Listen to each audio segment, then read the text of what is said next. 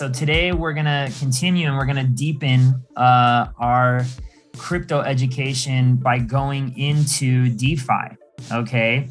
And so what is DeFi and how does it work? And this is the part where, honestly, if you don't already know what DeFi is, or if you just maybe have a little bit of an inkling, you really want to pay attention, because this is the part that's changed me and so many of my students' lives, because this is enabling us to make some real passive income. And if you remember yesterday, some of you were pretty sharp, and I kind of dodged the question purposely, okay? I did not throw in my fifth coin, all right? I said 5 and I only presented 4. So there was a few of you that were like probably writing them down. You're like, shit, it's only 4. Where's the 5th? He chipped us off. No. I wanted to spend a little bit more time diving into that coin today, because that is a big part of our DeFi strategy. And I'm giving it to you all here today. So vocab for DeFi today, and we're going to cover these in detail. All right. We're going to cover smart contracts. We're going to cover what DeFi is. We're going to cover what stable coins are. We're going to cover what CeFi is. We're going to cover what staking is. We're going to cover what liquidity pools are. We're going to cover what farms are, and we're going to cover what borrowing and lending are. Okay. And for those of you who caught the Marvel ending yesterday, when everybody else logged off and you stayed on, I showed you a little bit about borrowing and lending. We may have a Marvel ending today, so if you stay on, you might get a surprise. So let's go into smart contracts. So a smart contract is an agreement between two people in the form of computer code. They run on the blockchain, so they are stored on a public database and cannot be changed. The transaction that happens in a smart contract are processed by the blockchain, which means they can be sent automatically without a third party. So we don't need Swift. We don't need JP Morgan Chase. We don't need Visa. We don't need MasterCard anymore. These are things that are going to allow us to become our own bank. And I'm going to show you how some of this works today live. So smart contracts are contracts that are worth money and are trustless. So they are contracts that are worth money and are trustless, and I should put on there, and are on the blockchain. So what does becoming your own bank mean? Most importantly, you having control of your own money in your custody, not the custody of a third party. So remember the example that I spoke to you all about yesterday of Ukraine, where they just shut everybody's accounts down, right? And a lot of these guys, 12.5% of the people walked out with some crypto in their wallet because the government wasn't able to shut that down. It also means you making the money that banks and financial institutions make from your deposits. And we're going to cover this in detail today. So what is decentralized finance, or DeFi for short? So decentralized finance is an experimental form of finance that does not rely on a central financial intermediary such as brokerages, exchanges, or banks, and instead utilizes smart contracts on blockchains. The most common being Ethereum, and scratch that Tron part. There are so many other ones. Tron's a trash bag, in my opinion. But there's so many other ones. I got to change that in this definition, because it's not that anymore. But we have Ethereum, we have Matic, we have Binance Smart Chain, we have ADA for those of you that are ADA heads. But the blockchains in ADA, or the smart contracts in ADA, haven't really picked up steam. But there's a ton of smart contract blockchains out there that are just crushing it. So the different ways to DeFi, again, stable coins, CeFi, DeFi staking, lending and borrowing, providing liquidity for peer-to-peer trading, high yield certificates of deposits, and nodes. So let's start off with what a stable coin is. Okay. A stable coin is a cryptocurrency that is backed or pegged 1-to-1 to the United States dollar, or also another type of fiat currency, which fiat currency is a currency from a central bank, a government, okay, a sovereign government. So unlike our dollar, for those of us that are in the United States, USDC is actually backed by the United States dollar. So if they have one USDC, they need to have $1 or a dollar equivalent backing it. Okay, so it's not like they're just making money out of thin air, unlike the dollar. So all of these are examples of stable coins. We have USDC coin, we have Gemini dollar, we have Paxos, we have True USD, we have Tether, which whatever. We have BUSD, which is Binance stablecoin. And we're going to talk about one other stablecoin protocol that I'm really, really bullish on, and that is my number 5 token. So here's the amount of growth and money locked in over DeFi. So I took this last month. Okay, I took the screenshot last month, and I took this here. I believe this was at the end of, or the beginning of 2021. Okay, so at the beginning of 2021, we had $17.77 billion total value locked in DeFi. Now, and by the way, this is only the Ethereum and Matic network, okay? Because those were, that and the Binance Smart Chain were the top 3 ones that usually they would count, but Binance Smart Chain was not included in this. It's not included in this number as well. So when you take a look though, this was taken basically a year and 2 months later. We're up to $78.34 billion. This shit ain't going nowhere, everybody. This is going nothing but up. And I took this last month. It's probably a little bit higher. I'll probably pull this up here in a little bit just to see what it is today, because when we brought this up, the market was a little down and it's gone up since then. So this is an explosion. This is an explosion of capital coming into DeFi. Okay. And it's really exciting. It's really exciting. So what is CeFi DeFi? So CeFi DeFi, this is where you can stake your crypto for a lower interest rate compared to DeFi. Okay. So these are things like Celsius, Coinbase, Crypto.com, BlockFi. All of these places you can stake your crypto, but you are going to get a lower amount of percentage interest rate because they're doing what you can do on the DeFi side, except they're lending your money to the larger exchanges. So let's say, for instance, like Celsius will take your Bitcoin or your Ethereum or your Matic or whatever it is you're holding, and they will lend it to Binance, to Coinbase, to some of these places that need the liquidity, and they make a grip of money. And I'm going to show you how that works here in a little bit. So don't be like, well, how does it work? Don't worry, I'm going to show you.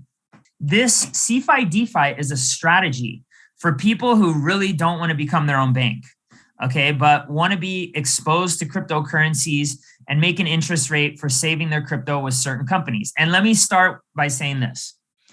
CeFi DeFi is still far superior to banking interest rates, okay? In your bank, you know, they might as well just spit in your face and slap you, okay, when they offer you what they offer you, which is like 0.001% in your savings account, despite the fact that they're turning around and making hundreds of percent on your money, okay? Because it's not their money. They're literally taking your money and lending it out, not only to your neighbors and your friends, but back to you. It kind of reminds me of that scene in The Matrix where, like, the first one where they're like, yeah, they feed the dead's bodies and bloods, they liquefy it, and then they feed it back to us. That's what the bank does, okay? That's why I consider the bank like the Matrix. So when you deal with CeFi DeFi, it's a very, very passive, very easy, just set it and forget it way to do it. But that's not how you get rich, all right? And here at ARC, we all about getting rich. So most people right now who buy crypto are only speculating, AKA gambling, in my opinion. So I always tell my students, don't speculate, accumulate. And we teach you the technology so that you can stop speculating and leaving your profits up to the gambling gods. And we teach you the technology so that you can become your own bank. And when I say that, when I say BYOB, It doesn't mean bring your own beer. It means become your own bank and make the money and do things exactly like the bank does. The cool thing about DeFi is we're not doing anything different than the banks, than the institutions. We just built a better mousetrap that's inclusive for everybody. So what is staking? So the easiest way that I can explain staking is like saving your USD, your United States dollar, into a CD account. Typically, when you stake, you tie your money up for a certain amount of time. Sometimes you don't, but the majority of the times, in order to get a higher interest rate, you certainly are going to lock it in for a certain period of time. So an example of this is a gain that I had staking CRO, which is Crypto.com's coin. I got in uber early on CRO. I've made lots of money on CRO. It's been real fun. But I had a $2,500 investment. Okay. And you can see here, I brought out the chart. And what ended up happening was I ended up paying 0.033 cents for the CRO. Okay. So I ended up having 75,757 CRO. That was on 12/31/2019. So at that time, CRO was paying me 18%, which I thought was a hell of an interest rate. Now you show me 18%, I'll like yawn and be like, pass. Because the technology has gotten better and there's far more competitive platforms out there, decentralized, where you actually hold the money. So if you take this 75,757 and you times that by 18% per annum, meaning per year, and I end up prorating it because I didn't have that money staked for the entire year. I only had it staked, I think, for like 9 months. I only ended up getting 12% total. So that gave me 9,090.84 additional CRO. Okay, so when I said don't speculate, accumulate, this is me accumulating more crypto. So when I added this up, 75,757 plus 9,090.84, I ended up with 84,847.4 CRO, so 12% more. Now, here's the rub. 9 months later, on 8/26/2020, the price of CRO had gone up by 200 and some percent, 250 some percent, all the way up to 17 cents. So right here is 0.033, went up to 17 cents. So my $2,500 investment in the span of 8 months turned in, or 9 months, I'm sorry, turned into $14,424. This is a strategy on how you get rich.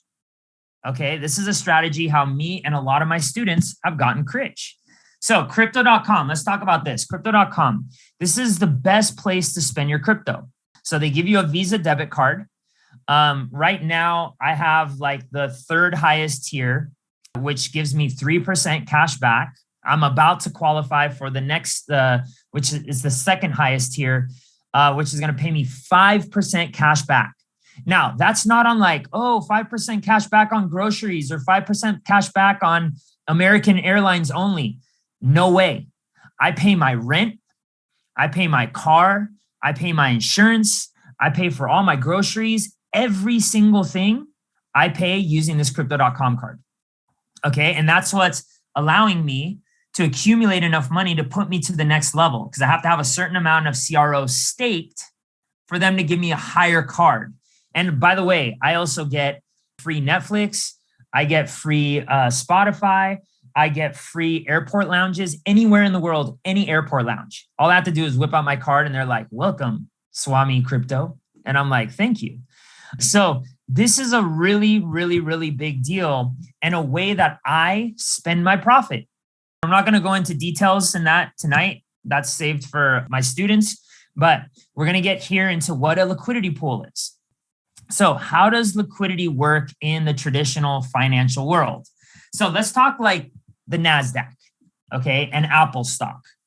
So we have Apple, and on the opposite side of Apple, in order for me to be what's called a market maker, I need an equal amount of dollars of what my Apple stock is worth so I can trade in and out of my Apple. So right here on the left-hand side, you see Apple stock. And then right here, you have dollars. I think Apple's higher than this right now, but I'm going to just use this as an example. Let's say Apple stock is trading at $100. Well, the NASDAQ needs $100 times the amount of Apple stock that they have in order for the market to have liquidity so that you can trade in and out of Apple at any given point in time. That's why like real estate is highly illiquid. It takes a long time. You got to find a buyer, all this stuff, right? Now, you may be able to refi, but I'm talking about actually being able to sell the place, right? It's not very liquid. Where the stock market, boom, you want to sell something? No problem. Now, here's the rub for the stock market. They make trading fees on every single transaction. On average, they earn $10 to $150 plus per transaction, depending on the volume of the trade. Now, some of you may be going like, wait a second, I have Robinhood and I have TD Ameritrade. That's bullshit. I don't pay for my fees. You're right. You don't, but somebody does. And when somebody's paying for your fees, you're no longer the client. You're the product. And that was the problem last year with all this GameStop stuff. For those of you who follow the news, was that Robinhood and other institutions were selling your data to funds that were using your own trading algorithms against you. So they always win. And it is like, to me, that's why I don't invest in the stock market. I hate it. I detest it because it is the ultimate epitome of centralization and control and manipulation. And that doesn't mean that there's not manipulation in the crypto market, but at least I can see it coming. And at least I can take a look at online metrics that'll show me if I got manipulated or not. All right. So what is a liquidity pool? So a liquidity pool is a crowdsourced pool. Oh, shoot. What's going on here? Are you all right? So a liquidity pool is a crowdsourced pool of cryptocurrencies or tokens locked in a smart contract that is used to facilitate trades between the assets on a decentralized exchange. Instead of traditional markets of buyers and sellers, many decentralized or DeFi platforms use automated market makers, AMMs, which allow digital assets to be traded in an automatic and, keyword here, permissionless manner through the use of liquidity pools. So essentially what that means is, let me pull up some people's names here. Elaine Cogburn and Elvis Lambert and Eric Austin and John Lupo and Joseph Ruiz and myself can pool our money together so that other people can trade peer-to-peer. And I don't have to give up any of my information. The only thing I have to do is connect my hard wallet. And we make the fees that the NASDAQ makes. So remember here where I was showing you these fees the NASDAQ makes, right? Well, now we're making those fees in a liquidity pool. So in a liquidity pool, you get paid in the two cryptos that you put in. So in this case right here, there's a crypto called XYZ token and BNT token. And when you create a liquidity pool, you get liquidity pool tokens. So these are like cryptocurrencies that represent your ownership in the liquidity pool. So let's do a little math. Okay, let's see how you guys are paying attention right now. I'm going to ask you to get on that chat. So if there's a liquidity pool that has $100,000 and I put in $10,000, how much of the liquidity pool do I own? Go ahead, type it in. Let's get you guys woken up. 10%, exactly. Great job. We have some geniuses here. We have some fast math. Whoa. Slow down. You guys are making me dizzy with how good you guys are. All right, so we have, oh shoot, hold on. All right, so hold on. Let me go back because I wasn't done with that slide. All right, so let me grab my little pen here. I want my pen. Where's my pen? Let's do green. Okay, so here again, what ends up happening is I have liquidity providers, which is all the fine ladies and gentlemen that I was talking about before. We bring our money into this liquidity pool, okay? And then we have other people throughout the entire world. They can be in Japan, South Korea, Africa, wherever, in the United States, Mexico, all right? They're trading because why? Well, they're finding better coins that maybe their country doesn't allow them access to for whatever reason it is, because, you know, our government knows best for you, and don't you dare make up your own mind for yourself. You don't know what you're talking about. We know what's good for you, right? So these people here get to find those nice, juicy coins that are first available on decentralized exchanges. We put up the liquidity here, and they pay a small fee to your neighbor, okay, to whoever is providing liquidity. And that gives us a higher annual percentage rate. So remember when we were talking about staking? Well, this is what Celsius and BlockFi and Crypto.com do on a much, much higher level. They're the liquidity providers. And here, the traders are still us, but Binance controls it all and charges the fees. And Coinbase and all these guys. Sorry, I'm drawing with my pad and it's really hard to do. So again, when you put in your tokens in here, it represents, you get a liquidity pool token, okay? Liquidity pool token that represents your ownership. Now, what's the difference between farms and liquidity pool? So a farm is almost the same as a liquidity pool, except when you stake your liquidity pool tokens into another website, such as, let's say, Sushi, which Sushi is a farm, instead of getting paid in XYZ and B and T token, you get paid in Sushi. So let me start this. So you get paid in Sushi. So oftentimes the yield is higher in a farm than a liquidity pool. Okay. And this is how we're getting rich. And we're like the pioneers on this stuff, because literally the first month this shit was coming out, I was diving in like an ape because I saw this opportunity and I got wrecked more times than I like to admit. I often call my portfolio the Jesus Christ of portfolio, because it's died and risen more times than I could count. And it died for all of your sins, okay? So that you don't have to die and go through the same mistakes that I had to go through. So here we go. This is where the rubber meets the road. Frax, the superior stablecoin. So there's two different types of cryptocurrencies in Frax, okay? There's Frax, which Frax is a half algorithmic, half backed stablecoin. So if the price of Frax is always $1. Okay, so the price of Frax is always $1. Now, we have a cryptocurrency called FXS, which is called Frax shares.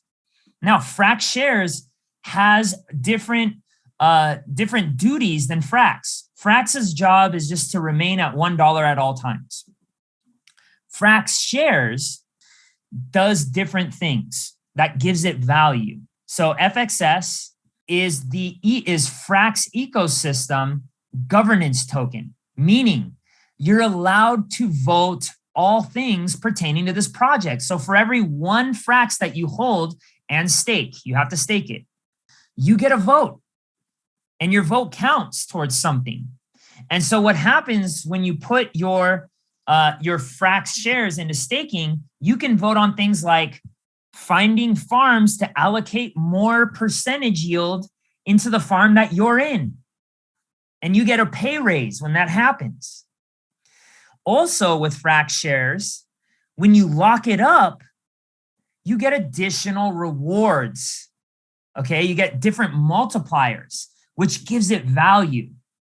Okay, which gives it value. And Frax is going to be paired with a new cryptocurrency coming out called FPI. And this is going to be, in my opinion, the new standard for stablecoins. Because here's the thing. When I sit here and I look at history, and I encourage you all to look at the history of money, and don't take my word for it. Don't take some idiot on YouTube's word for it. Do your own research. Look at ancient Rome. Look at ancient China. Look at the United Kingdom or Britain. Look at Portugal. Look at Spain. What do they all have in common? Every single one of their government-backed currencies have failed. In fact, not one government-backed currency has ever succeeded, ever. And why? Because they're like stuck. They're like a hamster in a wheel. And they think that the wheel is moving them forward, but it's not. And they do something called debasement of the currency. Back in ancient Rome, they used to have these coins, silver coins called the denarius, okay? And the denarius, what ended up happening was it was made out of silver. But when Rome had conquered all of the countries or whatever they were called, all the land that they could conquer, they started running out of silver and gold and all these good things, all these commodities, what we know as commodities today. And so they weren't able to keep printing the silver denarius. So what did they do? They started cutting the content down. In fact, they cut the content down of silver so much that it ended up being 50% of the size from its original size when they first came out with it. But then what happened was the citizens started noticing and going like, wait a second, these guys are jipping us off. Look at the size of this denarius and look at the size of this one. This one's double the size. Well, I'm going to start charging double the amount of money for my services because I'm receiving this because it's silver. And the silver content is what gives it its value. Well, what ended up happening was Caesar got clever, and instead of making it smaller, he started adding other elements that were less superior to silver, and people started catching on. And in fact, those rivets that we have in our coins now, the little rivets on the side, okay, actually have a meaning. And the meaning was when they would put those rivets in the coins, that was a way to show people that they were fake. Or not fake, but they were the less valued coins. Well, what ended up happening was the coins ended up basically losing value, and the faith of the government started to collapse. And that was one of the things that caused massive inflation. And the Romans ended up having so much inflation that, again, their entire government collapsed. So what's our equivalent now? Well, if you take a look at the United States dollar, and I don't have it here, I usually do have it. The United States dollar has lost 97% of its value since its inception. Why? A few things. It's not backed by anything. We got off the gold standard. It used to be backed by gold, but we started cheating. We started printing more notes, okay, dollars, which were called notes back then. Okay, they're still kind of called notes, but we know them as dollars now. We were printing more notes than the amount of gold that we had. And so we were like, wait a second, we don't want to do this. You're like holding us back. So what they end up doing? They ended up dropping the gold standard and they went on a printing spree. Okay, so much so we have now something called quantitative easing. Now we have quantitative tightening, but I think it's like, you know, driving a car going 80 miles an hour and you're 3 feet away from the wall and you're planning on slamming your brakes and thinking you're not going to smash and be bugged against the wall. So why am I bringing all of this up? The reason I'm bringing all of this up is because right now we're at this critical moment with our dollar. The dollar, in my opinion, is more volatile than some cryptocurrencies. Okay, why? Because they printed the shit out of it over the last 2 years. So when I sit here and I go, man, okay, I'm investing in stable coins and I'm getting all these great APYs, and I'm going to show you some of them right now, or APRs, annual percentage rates. I'm like, what happens if the dollar collapses? Well, these guys came up with something that was ingenious. And they said, wait a second, the stable coin of the future is not going to be the dollar, because the dollar or any fiat currency, the Chinese yuan, the peso, the ruble, has the ability to be controlled by the government, and it's not backed by anything. These clowns haven't backed anything. So why don't we start pegging our cryptocurrency to the value of things? And that's why this coin is called FPI. So it's pegged, this cryptocurrency is going to be pegged to the consumer price index. Now, when we see the consumer price index is a bag of items, right? From meat to rent to telephone costs to the cost of computer, all these things, okay? But like when you go and you buy a loaf of bread, the way to make bread hasn't drastically changed necessarily in the last 10 years, maybe over the last 100 years, it has. But a loaf of bread is a loaf of bread is a loaf of bread. A cow is a cow is a cow. Water is water is water. Now, sometimes we do have supply and demand issues. We have a drought, okay? Well, we have less water now. So yeah, water is going to go back up, but maybe in the next 3 years when we get out of the drought, water goes back to normal, right? But these things, for the most part, they ebb and flow, but they don't ebb and flow like our own dollar.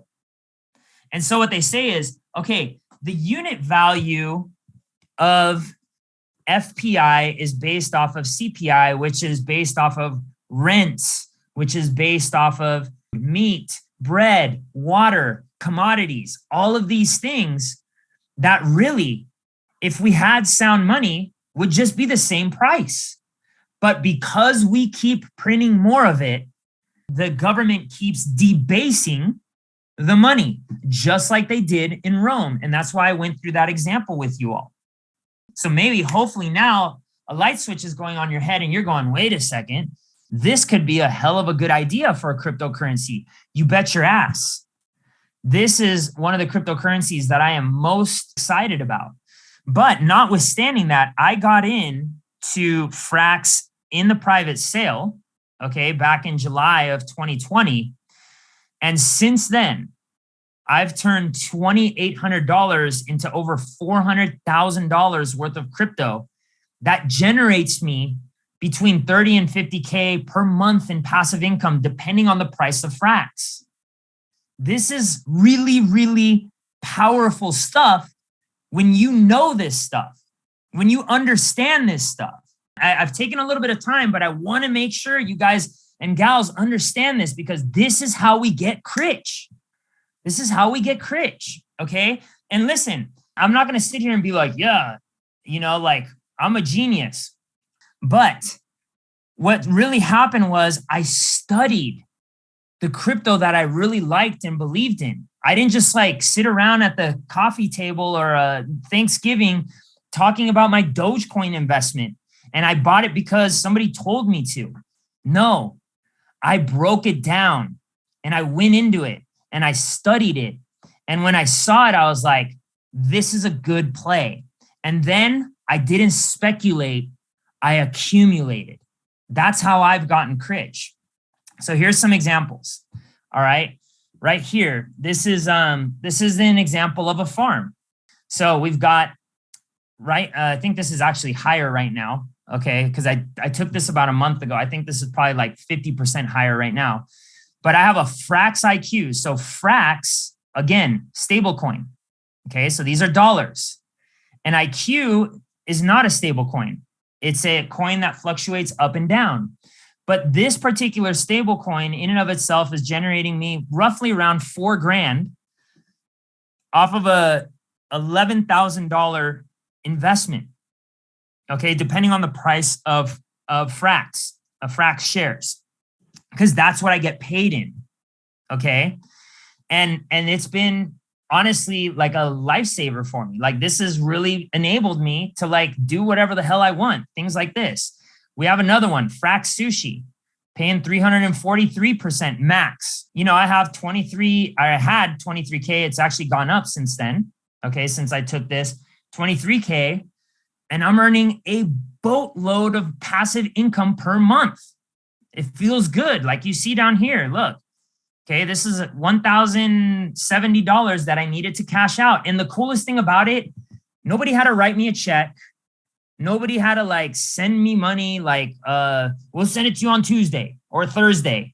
No, I can come by the second this thing is building up. And this is exciting stuff, guys and gals. This is exciting stuff because when you get into these DeFi protocols, nobody's going, let me see who you are. Let's see who you are. Who are you?